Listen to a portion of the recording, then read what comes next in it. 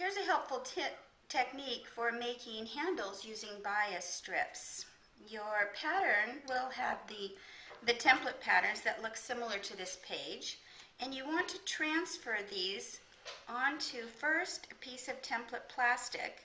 The template plastic will be used to make the cardboard template, which can be made from a manila file folder. Your bias strips were cut 1.5 inches wide, and we've sprayed these with a starch alternative called Best Press. You could use either a starch or the starch alternative, which we like. It's just a little bit less flaky.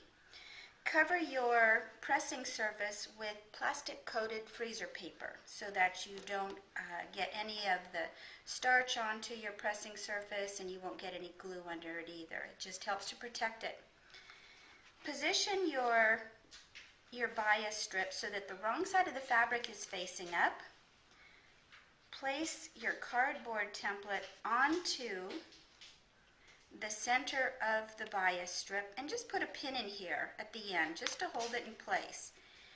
And then you just want to give this a little bit of a jump start by bringing the extension, which is about 1/4 inch, over the edge, the outer edge of your template. Now I'm using a small travel type iron, but you could certainly use a larger iron.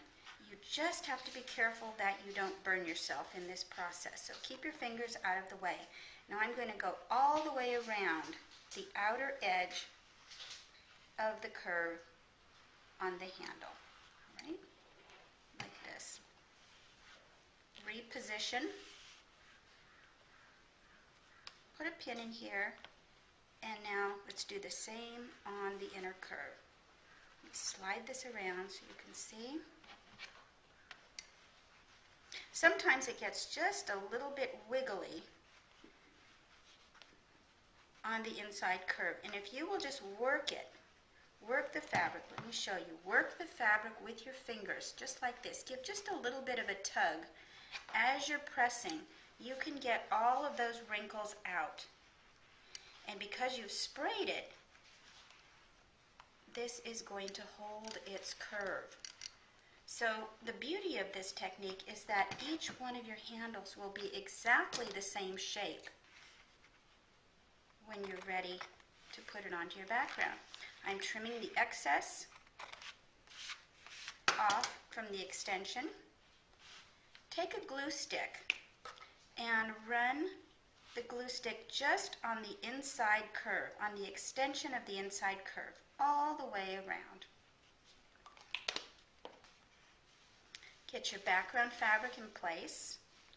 Let's do all of this on the pressing board. And you'll want to center this. So go ahead and mark the center point. Press your handle onto the background fabric, and this will help to secure it. Your cardboard is still in there. Give it just a minute or so to dry, and then very carefully lift from the upper curve to remove the cardboard.